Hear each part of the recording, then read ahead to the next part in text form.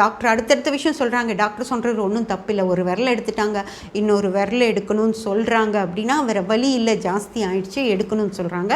அடுத்தது கம்மி பண்ணுறக்கு என்னென்ன வழி இருக்குது அப்படின்னு சொல்லி டாக்டர்ஸே சொல்லுவாங்க. அப்படி அவங்க அவ்வளோ மருந்தெல்லாம் உங்களுக்கு சாப்பிட்றதுக்கு இஷ்டம் இல்லை அப்படின்னா நீங்கள் போய் மருந்து சாப்பிடாமல் எப்படி சுகரை கண்ட்ரோல் பண்ணுறது அப்படிங்கிற விஷயங்கள்லாம் நிறைய சொல்கிறாங்க இல்லைங்களா. இப்போது அந்த மாதிரியெல்லாம் விஷயங்கள் எடுத்துகிட்டு அந்த சுகருங்கிற இதுக்குள்ளேயே போகாமல் அந்த மாதிரி ஃபுட் எடுத்துகிட்டு எப்படியா டயட் பண்ணியாவது நீங்கள் குறைக்க பார்க்கணுமோ தவிர இந்த மாதிரி ஒரு பரிகாரம் இப்படி இருக்குது அப்படின்னுலாம் சொல்கிறது இது ரொம்ப அநாகரிகமான விஷயங்க. ஜோதிடர்களுக்கு சொல்கிறேன் நான். அதாவது கோயிலுக்கு போங்க, சாமி கும்பிடுங்க அப்படின்னு சொன்னால் கூட பரவாயில்ல, கோயில் பிரகாரத்தில் ஒரு 1/2 மணி நேரம் உட்காருமா, உன்னோட வேண்டுதலையெல்லாம் கடவுள்கிட்ட சொல்லி கும்பிடு, அது உனக்கு நல்லது செய்யும் அப்படின்னு சொன்னால் கூட பரவாயில்ல.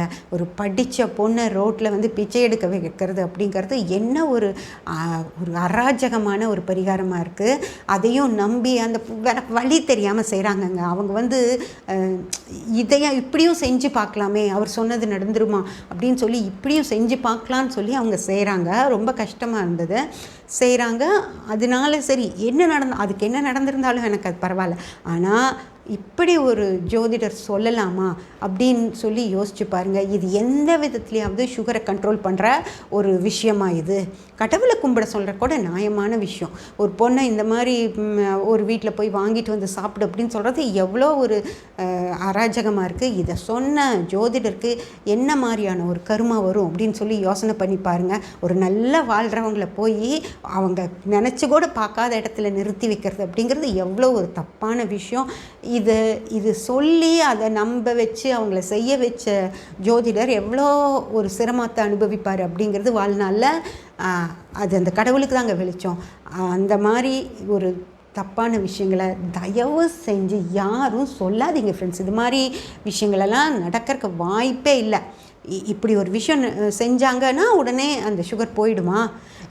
என்ன அந்த அம்மாவோட அட்ரஸோ ஒரு ஃபோன் நம்பரோ வாங்கி வைக்க எனக்கு தோணாமல் போயிடுச்சப்போ.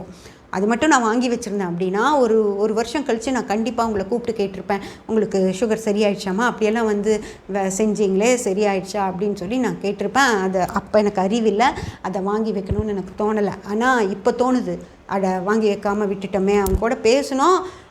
அந்த நேரத்தில் அவங்கள பார்த்துட்டு அவங்க அப்படி செய்கிறத பார்த்து ஏதோ நானே செஞ்ச மாதிரி எனக்கு இப்படி ஒரு கஷ்டம் வந்துட்ட மாதிரி எனக்கு தோணிட்டு இருந்ததுனால அவங்கக்கிட்ட அதுக்கு மேலே பேசவே முடியல என்னால்.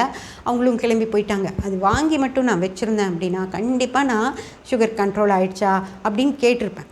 அந்த அளவுக்கு அவ்வளோ மனசு கஷ்டமாக இருக்குங்க. பாவங்க, இந்த தப்பெல்லாம் செய்கிற இந்த மாதிரி ஒருத்தரை கஷ்டப்படுத்துறத யார் இதை சொல்லியிருந்தாலும் சரி, ஜோதிடர்களாக இருந்தாலும் சரி, அர்ச்சகர்களாக இருந்தாலும் சரி, இல்லை பொதுமக்களாக இருந்தாலும் சரி, எனக்கு நடந்துச்சு அப்படின்னு சொல்லுவாங்க. ஆனால் அந்த மாதிரியெல்லாம் யார் சொல்லியிருந்தாலும் அவங்களுக்கு கண்டிப்பாக கர்மா வரும் ஃப்ரெண்ட்ஸ். இந்த மாதிரி அநியாயமெல்லாம் சொன்னால் கண்டிப்பாக கர்மா வரும். அதே போல் அந்த எலுமிச்சம்பழம் போட்டாங்கன்னு சொன்னேன் பார்த்தீங்களா புத்துக்கு, அந்த அவங்களும் அப்படி தான் ஏதோ ஒரு நம்பிக்கையில் அவங்க அதை செய்கிறாங்க, நமக்கு நடந்துடாதா அப்படின்னு. ஆனால் ஒவ்வொரு 7 வாரம் செஞ்சுருக்காங்க. ஒவ்வொரு வாரமும் 1500 ரூபாய் செலவு பண்ணியிருப்பாங்கன்னு வச்சுக்கோங்க. ஒரு அப்ராக்சிமேட்டாக தான் நான் சொல்கிறேன், கம்மியாகவும் இருக்கலாம் ஜாஸ்தியாகவும் இருக்கலாம். 1500 ரூபாய் செலவு பண்ணியிருக்காங்க அப்படின்னா ஒரு 10,000 ரூபாய் அதுக்கு செலவு பண்ண அந்த 10,000 ரூபாய் இருந்துருந்துச்சு அப்படின்னா அந்த குழந்தைகளுக்கு அவங்க வீட்டு குழந்தைகளுக்கு நல்லா ஃப்ரூட்ஸ் வாங்கி, அந்த காசுக்கு ஒரு நல்ல ஃப்ரூட்ஸ் வாங்கி குழந்தைகளுக்கு சாப்பிட கொடுத்து நல்லபடியாக வச்சுருந்துருக்கலாம். அந்த எலுமிச்சம்பழம் அப்படி வீணாக போச்சுல, அதை எடுத்துகிட்டு போய் பூஜை முடிஞ்சதுக்கப்புறம் அதை எடுத்துகிட்டு போய் புழிஞ்சு ரோட்டில் வச்சு வெயிலில் வர்றாங்க போகிறாங்க இல்லைங்களா, அவங்களுக்கு ஜூஸ் கொடுத்துருந்தீங்கன்னு வச்சுக்கோங்க, அவங்க மனசார வாழ்த்திட்டு போயிருப்பாங்க. ரொம்ப நன்றிமா, நல்லா இருப்பீங்க அப்படின்னு சொல்லிட்டு தான் போயிருப்பாங்க. அது சின்னவங்களாக இருந்தாலும் சரி பெரியவங்களாக இருந்தாலும் சரி வாழ்த்திட்டு தான் போயிருப்பாங்க. அப்படியாவது அவங்களுக்கு அதை சொல்லியிருக்கலாங்க, எலுமிச்சம்பழத்தை போட்டுட்டுமா திரும்பியும் கொஞ்ச நேரம் கழித்து எடுத்துகிட்டு போய் ஜூஸ் போட்டு அங்கே ரோட்டில் வெயிங்க, போகிறவங்க வரவங்களாம் குடிச்சிட்டு போவாங்க அப்படின்னு சொல்லியிருந்தா கூட அது நல்ல விஷயம். அநியாயமாக அவ்வளோ காஸ்ட்லியாக பொருளை வாங்க வச்சு அதை அநியாயமாக குப்பையில் போட வச்சு வேறு யாராவது இல்லாதவங்க அந்த ரோட்டில் போயிருப்பாங்க, அப்பங்க கூட போய் அந்த புத்து மேலே இருக்கிற எலுமிச்சம்பழத்தை எடுக்க யாருக்கானாலும் பயமாக இருக்கும் இல்லையா, யாரும் எடுக்கவே இல்லை. அது அப்படியே இருக்குது, அது அப்படியே காஞ்சி வீணாக போச்சு. இதில் என்ன வரும்? ஒரு ஒரு அந்த நார்மலான குடும்பமாக தான் இருந்தாங்க. ஒரு பைக்கில் தான் வந்திருந்தாங்க. சாதாரணப்பட்டவங்களாக தான் தெரிஞ்சது. ஒரு 10,000 ரூபாய் செலவு பண்ணி அதை வேஸ்ட் பண்ணுற குடும்பமாக அது தெரியல எனக்கு. அப்படிப்பட்டவங்க கையில் இருக்கிற காசை வந்து இப்படி வீணாக போக வச்சு ஒரு புத்து மேலே ராகு கேதுங்கிறது இருக்கிறது ஒரு கிரகங்கள் தான், அது இல்லைன்னு நான் சொல்லலை. அந்த ராகு கேது வந்து செய்கிற வேலைக்கு இது பரிகாரம் அப்படின்னு சொல்லி இல்லவே இல்லை ஃப்ரெண்ட்ஸ். புத்துக்கு வந்து எலுமிச்சம்பழ மாலை போட்டோம் அப்படின்னா ராகு கேது ஒன்றும் பண்ணாது அப்படிலாம் கிடையவே கிடையாது. தயவு செஞ்சு ராகு கேது அப்படிங்கிறது ஒரு ரேஸுங்க, அந்த ultra violet race, infrared race அப்படிங்கிற விஷயங்கள் தான் ராகு கேது அப்படிங்கிறதெல்லாம் எல்லாம் வந்துருச்சு. இன்னும் போய் புத்து பாம்பு அதுக்கு மாலை போடு அப்படின்னு சொல்லி சொல்கிறதையும் அதை கேட்டுட்டு ஒரு காசை இவ்வளோ வீண் பண்ணுறதும் அப்படிங்கிறது ஏற்றுக்கவே முடியாது ஃப்ரெண்ட்ஸ், கண்டிப்பாக. அதனால் அந்த ஹஸ்பண்ட் ஒய்ஃப் தான் கடைசியாக இருக்கட்டும். இனிமேல் யாரும் தயவு செஞ்சு போய் இந்த மாதிரி விஷயங்களுக்கெல்லாம் போகவே போகாதீங்க. அதே போல் ராகு கேது அப்படிங்கிறது பாவகிரகங்களும் கிடையாது, அது கெட்டதை மட்டும்தான் செய்யும் அப்படிங்கிறதும் கிடையாது. ராகு கேது நல்லது நிறைய செய்யும். அதனால் தயவு செஞ்சு ராகு கேது வந்துருச்சு, இப்படி ஆயிடுச்சு அப்படின்னு இந்த மாதிரி சொல்கிற ஜோதிடர்களை நம்பி இந்த மாதிரி விஷயங்களில் இறங்கவே இறங்காதீங்க. அது உங்களுக்கும் கர்மாவை சேரும். அத்தனை ஒரு உணவுப் பொருள், யாரோ சாப்பிட்ற ஒரு பொருளை அநியாயமாக இப்படி வீணடிச்சிங்க அப்படின்னு வச்சுக்கோங்களேன், உங்களுக்கும் கர்மா வந்து சேரும். அதனால் தயவு செஞ்சு அப்படி சொன்னால் கூட சரின்னு கேட்டுட்டு பேசாமல் வந்துடுங்க. கோயிலில் போய் உட்காந்து நல்லா சாமிக்கிட்ட அழுங்க, என்னை ஏன் இப்படி படுத்துற அப்படின்னு சொல்லி அழுங்க. அதுக்கு சாமி ஏதாவது செஞ்சாலும் செய்வார். ஆனால் இந்த புத்து ஒன்றுமே செய்யாது. அதில் பாம்பு கூட இல்லை. அது கூட வந்து அந்த எலுமிச்சம்பழத்தையோ முட்டையோ நீங்கள் பால் வச்சாலோ அது ஒரு வேளை முட்டை பால் வச்சா கூட அந்த உள்ள பாம்பு இருந்தால் அது வந்து குடிக்குமா என்னமோ எனக்கு தெரியாது. மேபி அதுக்கு தேவைப்படலாம். ஆனால் எலுமிச்சம்பழம் பாம்புக்கு பிடிக்குமானோ எனக்கு தெரியல. அப்படியாக அந்த ஜீவனாவது சாப்பிட்டு அது நல்லா இருந்திருந்தா கூட உங்களுக்கு அதில் ஒரு நல்ல கருமா தான் வரும். அதுவும் சாப்பிடாமல் அது வீண் பண்ணிங்க அப்படின்னா உங்களுக்கு கெட்ட கருமா தான் ஃப்ரெண்ட்ஸ் வரும். அதனால் தயவு செஞ்சு இந்த மாதிரி பரிகாரங்களை செய்யவே செய்யாதீங்க. இதுக்கு பதில் என்ன செய்யணும் அப்படின்னு சொல்லி கேட்டிங்கன்னா, அந்த 1500 ரூபாயை படிக்க முடியாமல், ஃபீஸ் கட்ட முடியாமல் நிறைய குழந்தைங்க தவிச்சிட்ருப்பாங்க, அவங்களுக்கு கொடுங்க. அந்த மாதிரி ஃபேமிலிஸ்க்கு கேட்டு இருக்காங்களா அப்படின்னு கேட்டு நீங்களே கொண்டு போய் கட்டிட்டு வந்துடுங்க. ஸ்கூல்லையே கொண்டு போய் கட்டிட்டு வந்துடுங்க ஃபீஸு. இல்லை அவங்களுக்கு தேவையான புக்ஸ் வாங்கி கொடுங்க, யூனிஃபார்ம் வாங்கி கொடுங்க. நிறையா பேர் ஸ்கூலில் சேர்த்துற டைம் இப்போது ஜூன் ஜூலை, அந்த யூனிஃபார்முக்கு பணம் கட்ட முடியாமல் நிறைய வேலைக்கு போகிறவங்க எல்லோரும் இருக்காங்க.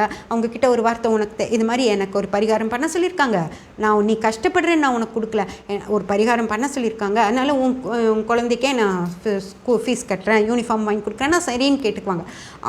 அவங்க கஷ்டப்படுறாங்கன்னு சொல்லி கொடுத்தா கூட அவங்களுக்கு கஷ்டமாக இருக்கும் வாங்கறக்கு. இது மாதிரி சொல்லி கொடுங்க, அந்த மாதிரி கொடுங்க. இல்லை ஏதாவது ஒரு ஆசிரமத்துக்கு ஒரு நேரம் ஃபுட்டு கொடுங்க.